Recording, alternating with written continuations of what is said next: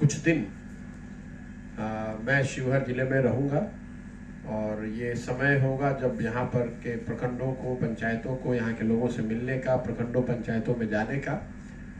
अभी तक का जो अनुभव रहा है, शिवहर उससे बेहतर है या शिवहर में लोगों की स्थिति उससे बेहतर है या खराब है, ये तो अब जब मैं यहाँ कुछ समय बिताऊंगा तभी बता पाऊंगा। लेकिन मोटे तौर पर जो 75 दिन में बात समझ में आई है उसका एक संक्षिप्त ब्यौरा मैं आपको देता हूँ, फिर आपके प्रश्न लेंगे। और जो मैं बोल रहा हूँ ये शिवहर स्पेसिफिक नहीं है, क्योंकि शिवहर में तो मैं अभी आज कल रात में ही पहुंचा हूँ। सबसे बड़ी समस्या जो 75 दिन में दिखी है वो बेरोजगारी और पलायन। लोगों के लिए रोजगार का न हो पाना, किसी भी तरह का रोजगार, सिर्फ सरकारी नौकरी नहीं, लोगों के लिए रोजगार, रोजी रोजगार का अभाव और उसके अभाव में बाहर पलायन करना, ये बहुत बड़ी बिहार की सच्चाई है। ये बात तो सब लोग जानते ही हैं, लेकिन पदयात्रा के दौरान जो मैंने देखा, अनुभव किया, तो इसकी विकरालता समझ में आती है। गांव के गांव, मैं बितियारवा से जब चला हूँ तो थरवट के एरिया से आप शुरू कर लीजिए, पूरा पश्चिम चंपारण, पूर्वी चंपारण करीब 60% में घूम चुका। गांव के गांव खाली है, मतलब करीब 50 से 60% नवयुवक, काम करने के आयु वाले लोग गांव छोड़कर बाहर गए हुए हैं, क्योंकि वो रोजगार के लिए बाहर उनको जाना पड़ता है। तो इसकी विकरालता बहुत बड़ी है जो नीचे उतर कर समझ में आई। दूसरी जो बात है वो है शिक्षा को लेकर। सब लोग समझते हैं कि भाई बिहार में शिक्षा व्यवस्था ध्वस्त है। इस पर तो करीब जहां भी जाइए लोग ये आपको बताएंगे। जमीन पर उतरकर एक जो बात समझ में आई शिक्षा को लेकर, इसके जो दो वजह है। एक तो शिक्षा के प्रति सरकार और लोगों में, सरकार में उदासीनता। शिक्षा को लेकर कोई ऐसी चर्चा, कोई ऐसा ध्यान, कोई ऐसी प्रायोरिटी है नहीं। और जो जमीन पर दिखी बात वो है फिजिकल इंफ्रास्ट्रक्चर, टीचर और बच्चों के बीच में समायोजन न होना। मतलब जहां बिल्डिंग है वहां शिक्षक नहीं है, जहां शिक्षक है वहां बिल्डिंग नहीं है, जहां दोनों है वहां छात्र ही नहीं है। स्कूलों की पहचान बाय एंड लार्ज लोगों के दिमाग में अब खिचड़ी बांटने वाले सेंटर के तौर पर है, और कॉलेज की पहचान डिग्री बांटने वाले संस्थाओं के तौर पर है, जहां पर बच्चे एडमिशन लेने के लिए, एडमिट कार्ड लेने के लिए और परीक्षा देने जाते हैं। पढ़ाई दोनों में कहीं नहीं हो रही है, ना विद्यालय में हो रही है ना महाविद्यालयों में हो रही है। तो ये बिहार के लिए दुर्भाग्य की बात है। इसके बाद तीसरा, यहाँ जो किसान है, जो लोग खेती किसानी करते हैं, क्योंकि एक बड़ा जनमानस किसानी पर निर्भर है। दोनों ही जिलों में जो मैंने देखा, किसानों की हालत इतनी खराब है। सबसे पहले तो जो सिंचाई का, जल संसाधन की जो व्यवस्था है, या तो लोग के पास पानी नहीं है। नहरों का जो जाल चंपारण में मुझे दिखा, उसमें ज्यादातर नहर अब रख रखाव के अभाव में, बेहतर रख रखाव के अभाव में, या तो वहां पानी नहीं आ रहा है या वो अब उपयोग के लायक रहा नहीं। जहां पर नहरों में पानी आ भी रहा है वहां पर भी लोगों को पंपिंग सेट के पाइप डालकर ही पानी उससे निकालना पड़ता है। और ज्यादातर हिस्से, दोनों चंपारण और शिवहर में भी कल मैं जब घुसा हूं, तो बाढ़ कटाव से प्रभावित लोग। तो खेती, जमीन उपजाऊ है, लोग खेती करना भी चाहते हैं, कर भी रहे हैं, लेकिन एक बड़ा वर्ग समाज का बाढ़ से प्रभावित होने की वजह से खेती से कोई लाभदायक चीज उनको मिल नहीं रही है। तो एक तो जल संसाधन की जो व्यवस्था है, या तो यहाँ सूखा है या बाढ़ है, या तो पानी है नहीं, जहां पानी है वहां इतना है कि बाढ़ है। दूसरी जो समस्या लोग बता रहे हैं, खाद और बीज का समय पर न मिलना और उसकी कालाबाजारी। खासकर सबसे ज्यादा जो लोगों ने शिकायत करी है अभी तक वो है यूरिया और डीएपी पोटास जैसे खाद का की कालाबाजारी। यूरिया तो 277 का करीब लोग बता रहे हैं कि 800 से 500, 600, 700, 800, 1200 रुपए तक लोगों को देना पड़ा है। और लोगों की शिकायत पैसे से भी ज्यादा ये है कि उतना पैसा देने के बाद भी समय पर यूरिया उनको नहीं मिल पाया। जब मैं कल शिवहर में घुसा हूं तो घुसते के साथ सबसे ज्यादा लोगों ने यही बताया कि देखिए गेहूं की रुपाई हो गई है और हम लोग यूरिया के लिए मारे फिर रहे हैं, किसी भी कीमत पर यूरिया नहीं मिल रहा है। 700, 800, 900 रुपए में भी यूरिया नहीं मिल रहा है। तो एक, जल संसाधन की व्यवस्था न होना, सूखा या बाढ़ से प्रभावित। दूसरा, खाद और बीज का उपलब्ध ना होना या उसकी कालाबाजारी। और तीसरा, जो लोग फसल उगा रहे हैं उसका भाव ना मिलना। जैसे धान, अब मैं जिस टाइम में पैदल चल रहा हूँ, ये धान के कटनी का, गन्ने के कटनी का समय भी है। तो मैं करीब करीब हर व्यक्ति से पूछता ही हूँ कि भाई आपने धान कितने में बेचा।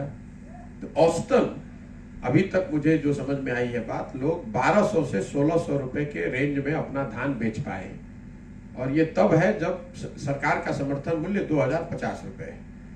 गन्ने की भी हालत यही है।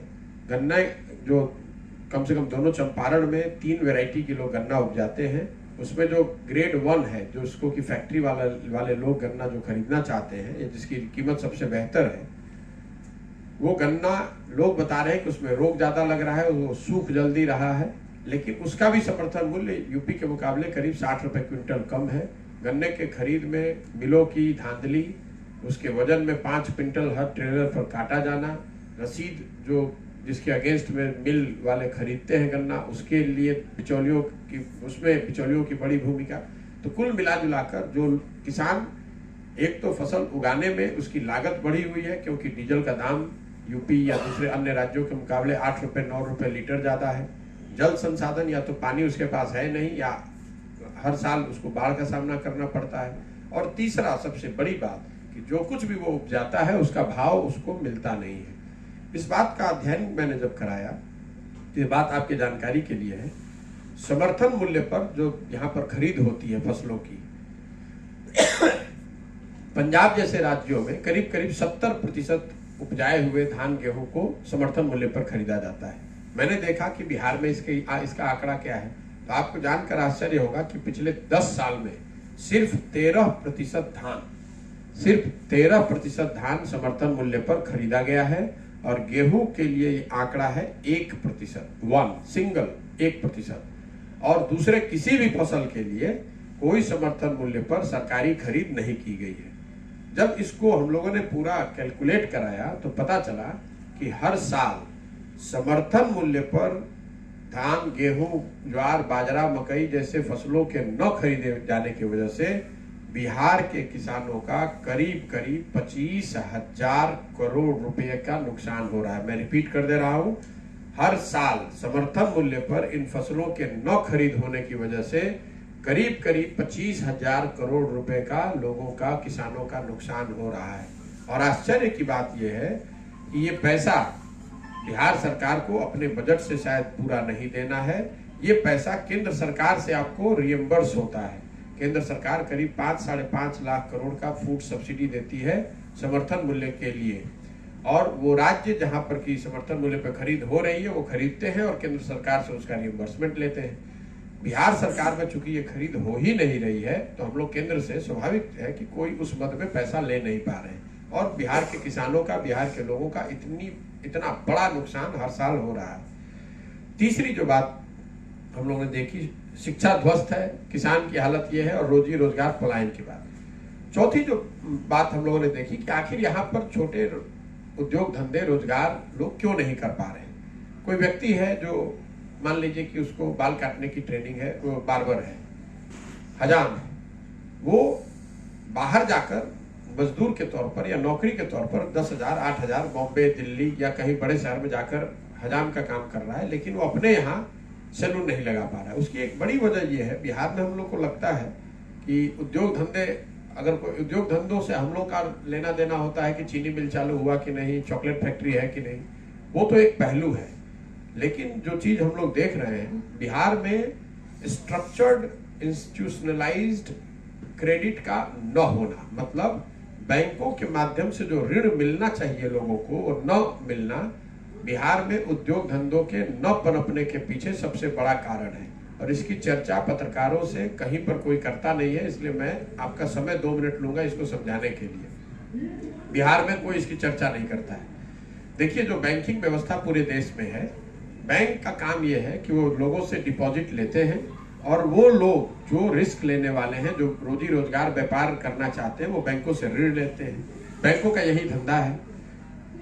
जो 100 रुपए बैंक जमा करते हैं उसके मुकाबले वो ज्यादातर पैसा लोगों को ऋण में देते हैं, ताकि लोग रोजगार कर सके, और उनसे बैंकों की अपनी कमाई भी होती है।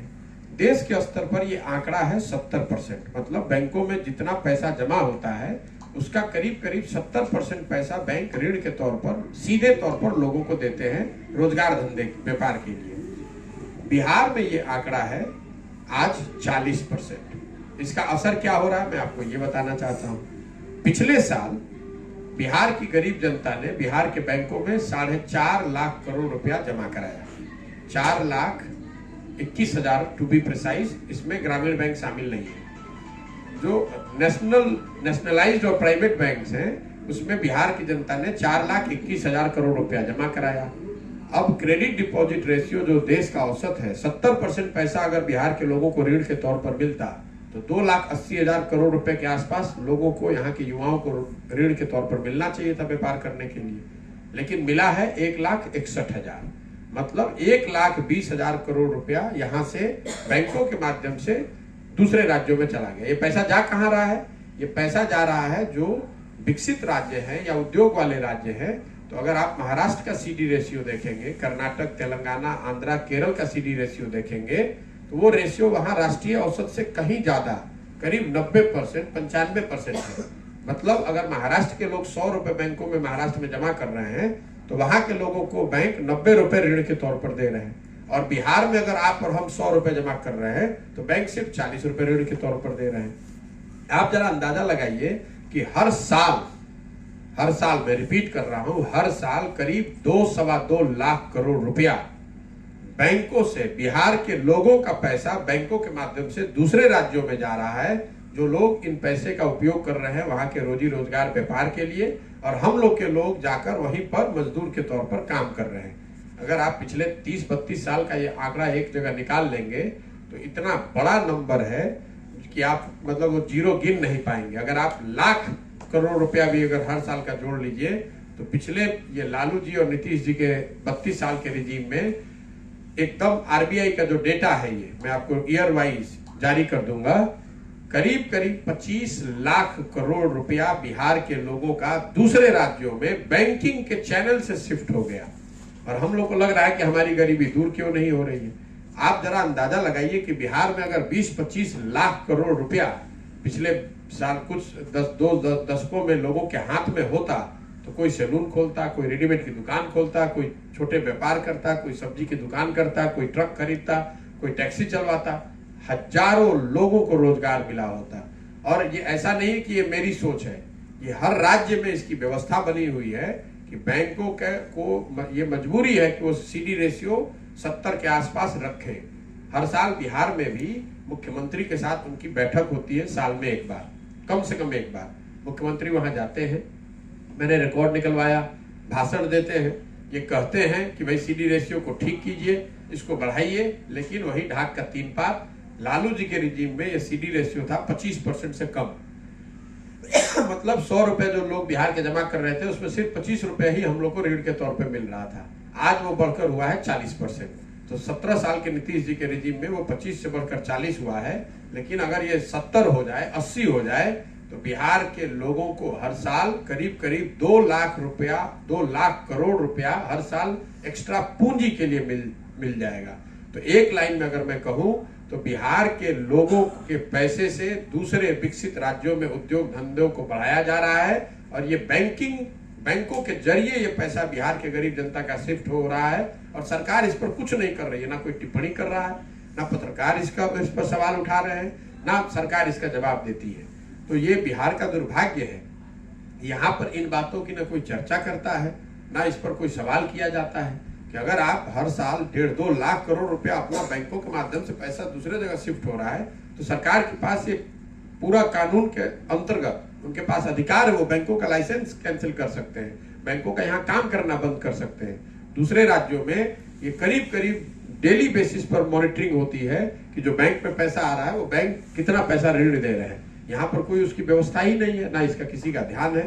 तो ये तीनों चीज जो है, कृषि, शिक्षा और पूंजी, अगर ये तीनों चीज नहीं है तो आखिर बिहार के लोग गरीबी से निकलेंगे कैसे?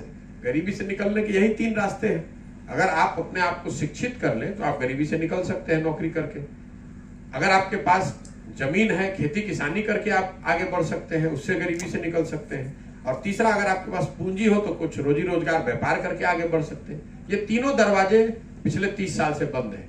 इसीलिए आपको बिहार में इतनी बड़ी संख्या में मजदूर दिखते हैं और जेनरेशन आफ्टर जेनरेशन मजदूर का लड़का मजदूर ही बन रहा है, क्योंकि शिक्षा का दरवाजा उसके लिए बंद है, जमीन उसके पास है नहीं और पूंजी की उपलब्धता सरकार ने उस पर कोई ध्यान दिया नहीं, पूंजी उपलब्ध है नहीं, तो आदमी जो मजदूर है वो मजदूरी ही करता जा रहा है। आप मान लीजिए पत्रकार हैं, आप यूट्यूबर हैं, अगर आप 1 लाख रुपए बैंक में लोन लेने जाइएगा तो बिहार में स्थिति यह है कि आपसे जमीन गिरवी रखवाएगा, 2 गारंटर खोजेगा। बिहार ही एक ऐसा राज्य है जहां पर होम लोन देने के लिए घूस लिया जा रहा है, जबकि पूरे भारत में होम लोन देने के लिए प्रचार करके बैंक वाले कह रहे हैं कि हमसे आप होम लोन लीजिए, क्योंकि उनका ये बिजनेस है। बिहार में बैंक होम लोन देने के लिए पैसा ले रहे हैं, मतलब भ्रष्टाचार के तौर पर, और लोग बता रहे हैं कि 5% 6% लोन का अमाउंट यहाँ बैंक ले रहे हैं। ये स्थिति है। हम लोग प्रिमिटिव एरा में जी रहे हैं, जिस एरा में कैपिटल नहीं होता था और लोन लेना एक बहुत बड़ी बात होती थी। बिहार में आज भी लोन लेना एक बहुत बड़ी बात है, सिर्फ कुछ प्रिविलेज लोगों के पास ये सुविधा है, जबकि ये और उसकी वजह यह है कि बैंक यहाँ पर रिस्क के वर्ष हैं, बैंकों पर कोई दबाव नहीं है कि जो पैसा बिहार के लोग जमा कर रहे हैं यहाँ पर ऋण के तौर पर दीजिए।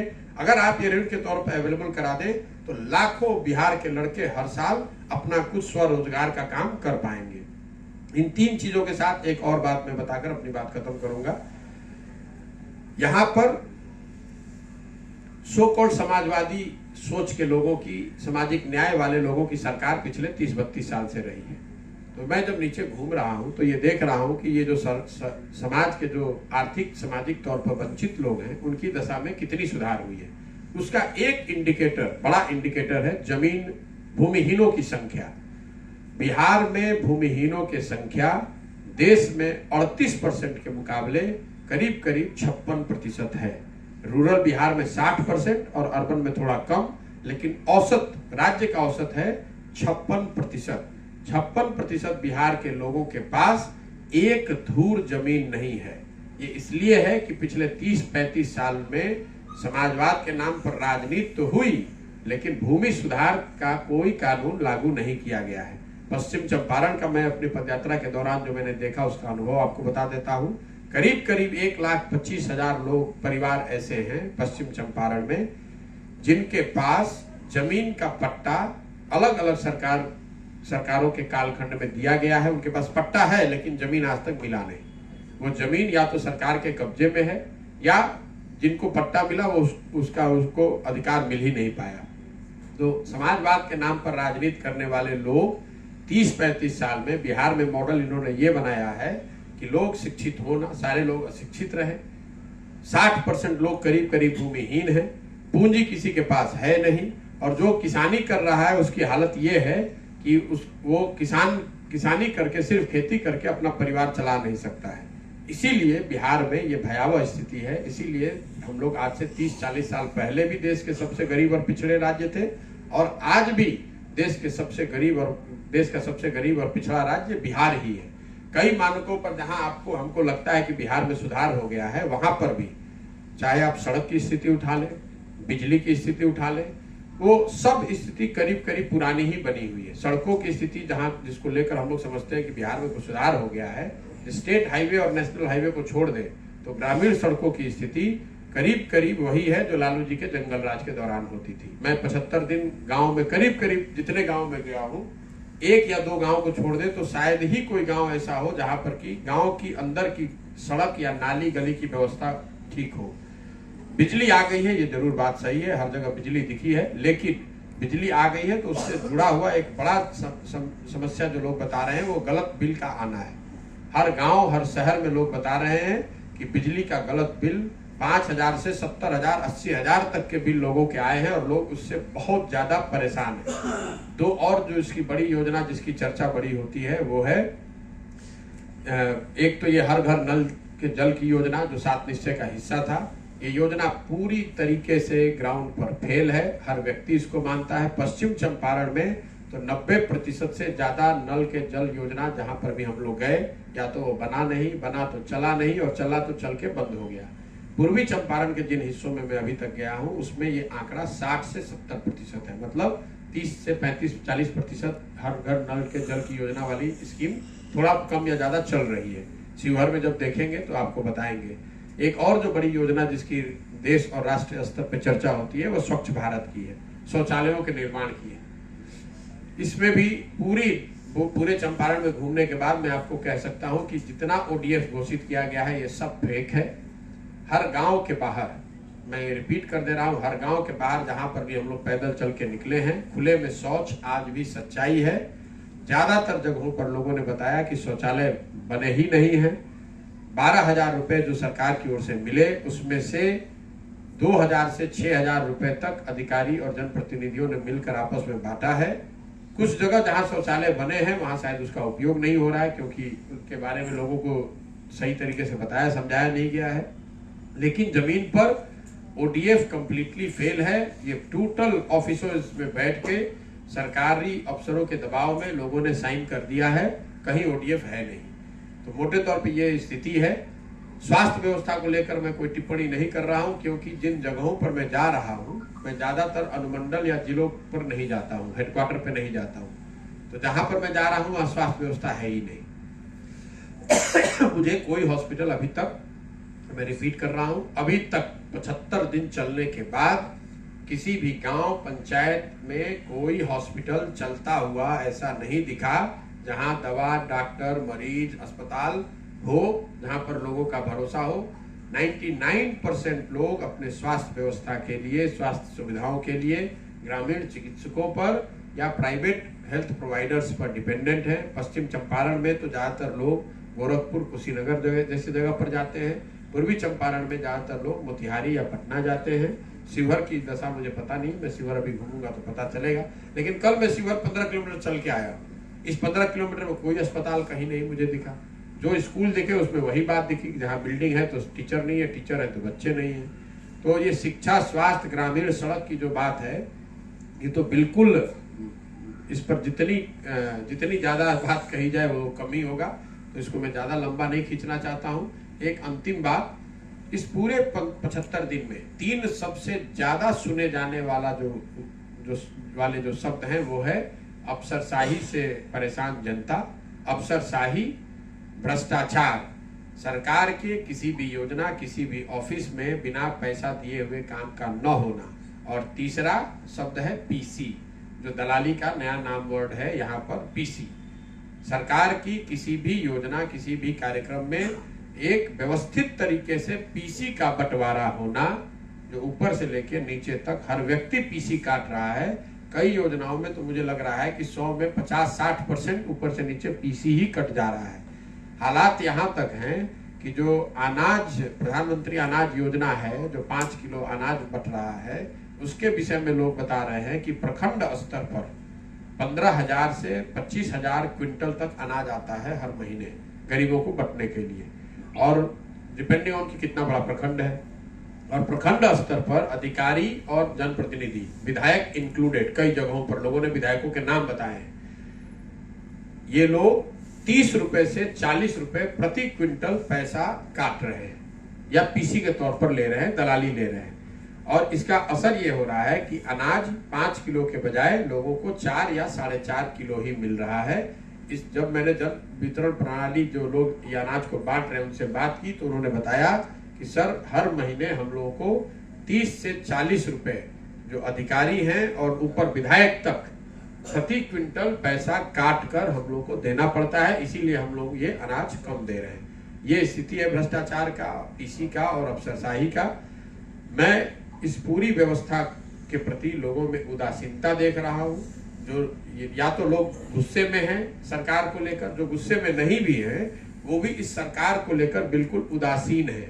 मुझे कभी तक कोई व्यक्ति ऐसा नहीं मिला, कोई व्यक्ति नहीं मिला जिसकी इस सरकार से कोई आशा अपेक्षा हो कि भाई ये सरकार अब कुछ करेगी या देखिए आगे क्या होता है।